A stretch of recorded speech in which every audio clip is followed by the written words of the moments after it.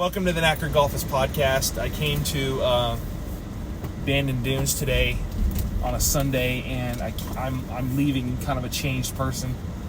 It literally changed my understanding of what golf should be, and I think that with all the frustration that I felt today trying to get here, it really this place is I mean, I don't want to call it hallowed ground, but I would really say that they make every effort to make everybody feel welcome, even people that don't come here to play.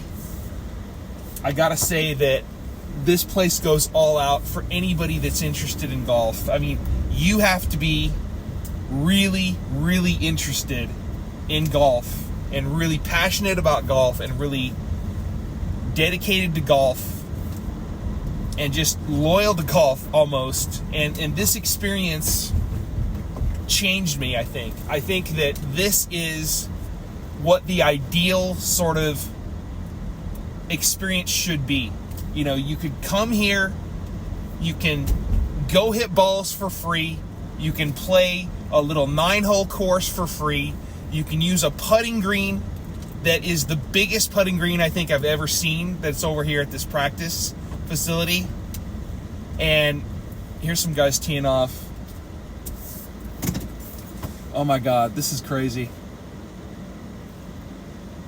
So I'm just blown away by this place. I'm blown away.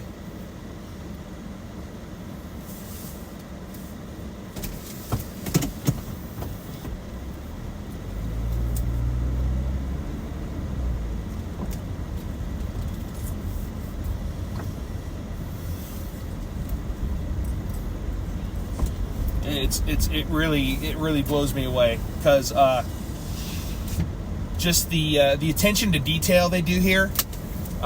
There's a lot of things that are for free that is just outstanding. I have no idea how much it costs to play here, and the amount of money that you need to have just to like come out and stay. You literally have to come out and stay in order to play here, because there's no way, unless you live in Coos Bay, Oregon, you could actually live here and be able to play more comfortably. But like, you talk about a destination just to come and practice, this hands down is the best experience I think I've ever had.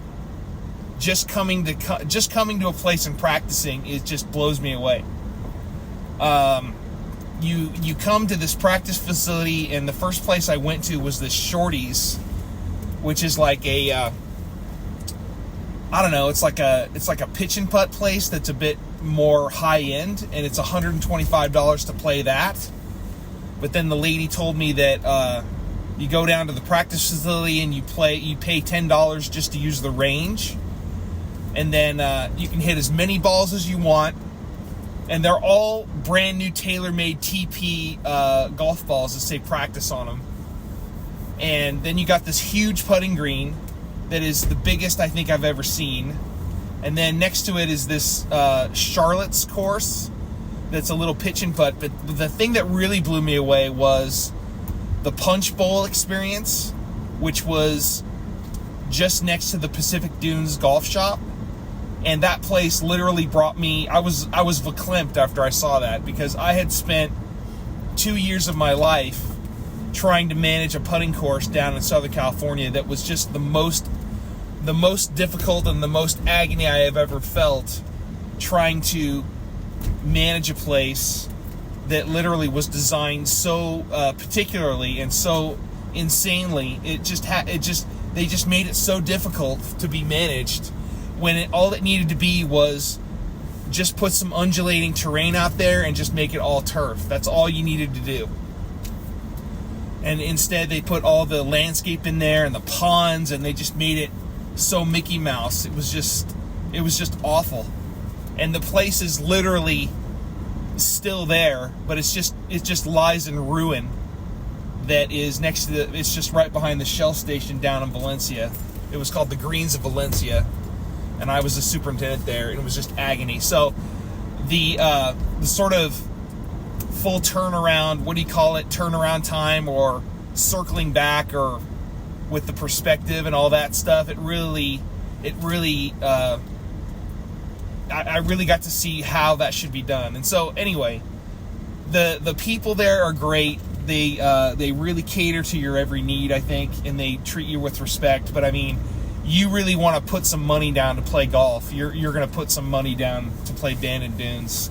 So I don't really think that I'll be able to play it, but just because the amount of time it takes just to get there is just hands down, it's almost like a religious experience, and it's like a pilgrimage that people make to come here.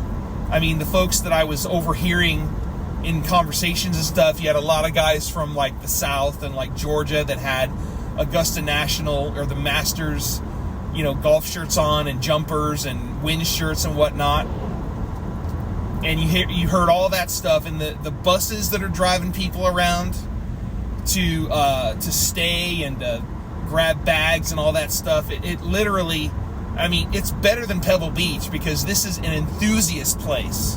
Pebble Beach is no longer really an enthusiast kind of a destination for golf. It's just like, look at me, I'm on Instagram, I'm at Pebble Beach, and I'm paying $1,000 to play a round of golf at Pebble Beach. And oh, by the way, we've had 5 or 6 U.S. Opens here. So,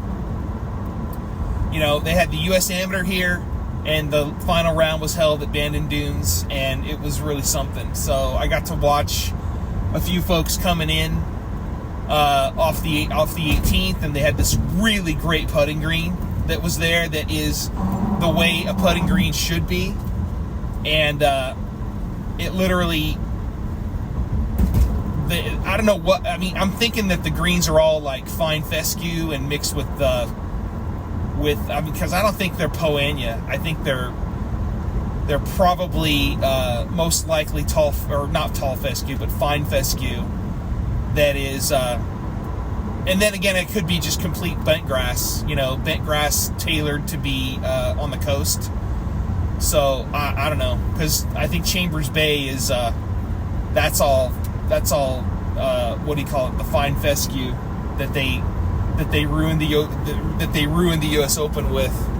So I don't know. It was just a great experience. I got here at like 3:30, 4 o'clock, and I spent 3 hours there just practicing and just seeing what it all is. And that Punch Bowl putting course really took me away. And so got a couple hats, got a ball marker, and the people are really accommodating. You got caddies that are there and doing their thing, and it's just wow. It's just crazy how much of a golf experience that is. And it's literally the United States version of something that you could experience in Scotland. But then again, I could be totally wrong. But I mean, it's darn near, it's a lot closer to that experience for me, because I've never been to Scotland. But you got the breeze coming in, you can hear the ocean in the distance, you can, the mist coming off the ocean is just spectacular. And but it's really for the enthusiast golfer, and it's not for anybody that's like a beginner and really wants to I mean, there were beginners there, but the sheer almost like college level player is playing at that place. The kids that are manning the golf shops, they are the folks that are out there playing, and there's no golf carts at all. You got to walk everything, and everybody has a caddy, and it's just unbelievable. I've never seen anything like it. I've never been to Pinehurst. I can't think of another destination that is on the top of my mind that comes close. I mean, Pebble Beach does. You got the caddies of Spyglass Hill, and then you have the whole Pebble Beach thing, and then there's the country club stuff on the peninsula and whatnot. But it's like, wow, it's insane how great that place is. That is a real experience, and it's almost like if Bodega Bay was this Bandon, the city of Bandon here, it could be called Bodega Bay, you know. And you literally walk off that property thinking that you were just in Bodega Bay at Bodega Harbor Golf Links, but it's not. It's a pure. It's almost like a race car version of a golf course.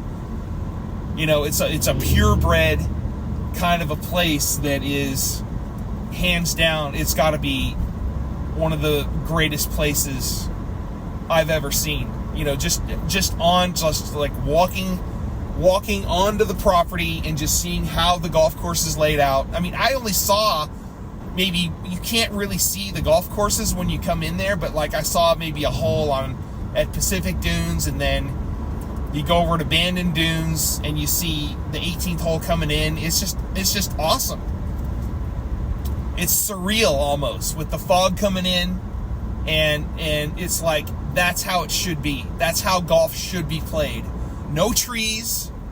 No, I mean, there are trees out there, but they are sort of they're just there. God put them there, you know, and whoever designed the course, they incorporated the trees that were already there in the layout of the course. I have no idea what the course actually is laid out as. I don't know the holes. I don't have computer games that tell me what holes they are and whatnot. But I mean, oh my gosh, you talk about a place to go play golf. You literally have to spend a day just to get there, and then you got to stay, and then that's why it's such a golf destination that my uncle talked about. It's just because you can go there, you can spend like a week and then play all the golf courses, and then you're done, and then you can just go back home, and then they drive you back to like Portland or something, and then you fly back to, you know, Austin, Texas, or guys that I were hearing, they obviously were from Georgia or North Carolina, whatever. You just, like, you can come from anywhere. And that's probably a big reason why Portland is now a international airport, and they just drive people down to play Bandon Dunes. So it's unbelievable, and it's so much better than Pebble Beach. So I mean, they gouge you on golf, they gouge you on probably a hotel room here, but it's also simple. It's not too eclectic, and it's just simple, you know. It's just kind of the way it was when Bandon Dunes was built, which was from 1999. So it's been 25 years that place has been there. And so it's a purebred golf destination. There's no hullabaloo about it. It's just a purebred race car golf destination. It's like unlike any place I've ever been to. It's like, you know, going to Japan and you're actually sad that you have to go back to the United States. That's how great it is. I mean, I got to see what golf should be, and now I'm sort of sad because nothing that I will ever play will ever come close again in my life, you know. And I'm probably never going to play Bandon Dunes or Pacific Dunes or whatever it is. And then you got to pay the caddy when you're done. You know, those guys probably get maybe $100 tip, you know, once everything's done. But it's like, wow. Just to let people come in and experience what that is, it's almost like a gateway drug kind of thing. That's what it is. They make it free, so you'll want to come back and you'll want to see what it is actually like. It's like punishing yourself beyond anything you can be punished for. It's like, whoa, that's how crazy of an experience that is. So the greens are like, that putting green in and of itself was so great. It was probably the best putting green that I've ever putted on. That's how great it was. So I'm just like, wow, what a place. So now I am on my way back to California. I'm on Highway 101 going south, and I'm probably bound for Crescent City, which is Pothead Central, and I may drive through Crescent City and end up in in Arcata and spend the night. But we'll see. We'll see how it goes. All right, so, and then my phone's been acting up. It's just, I ran out of juice when I was over at the Punch Bowl, and I haven't been able to do anything. So, because I wanted to make a video on the Bandon Dunes putting green, but it didn't happen. So it was a really cool, clubhouse that I didn't go into. But I got a couple hats and I got a ball marker, so that's pretty good. I got a hat from Mr. Producer, and I got the loudest one that was on clearance for $20. I thought it was good. All right, so thanks so much. This is the Knackered Golfers podcast on the Observant Ear Radio Network. Thanks so much for listening.